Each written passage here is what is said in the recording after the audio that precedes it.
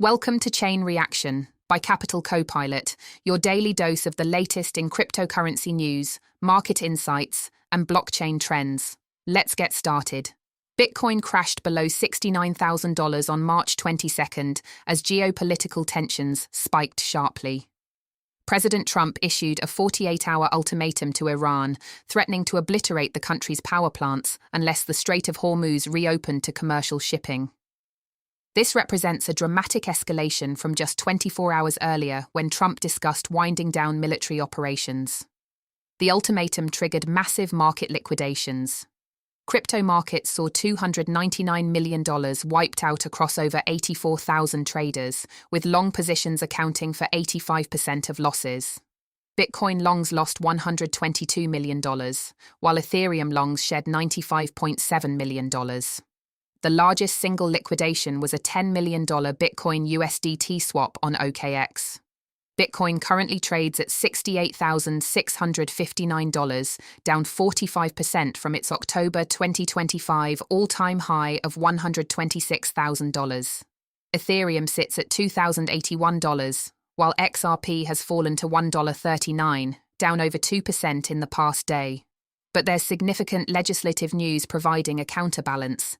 Senators reached an agreement in principle on the Clarity Act's most contentious issue, stablecoin yield provisions. This breakthrough could unlock institutional capital that's been waiting for regulatory certainty. Senator Angela Alsobrooks confirmed the deal protects innovation while preventing widespread deposit flight from traditional banks. The Senate Banking Committee markup is now targeted for mid-April, with passage critical before May to avoid multi-year delays. This follows the SEC and CFTC's joint classification of 16 crypto assets as digital commodities earlier this week. However, markets barely reacted to that regulatory clarity, signaling traders now understand only congressional legislation provides durable certainty, not agency guidance alone. Meanwhile, Bitcoin miners face a profitability crisis. Average production costs hit $88,000 per Bitcoin, while market prices remain near $69,000, creating a $19,000 loss per coin. Network difficulty dropped 7.76% on March 22nd, the second largest decline this year.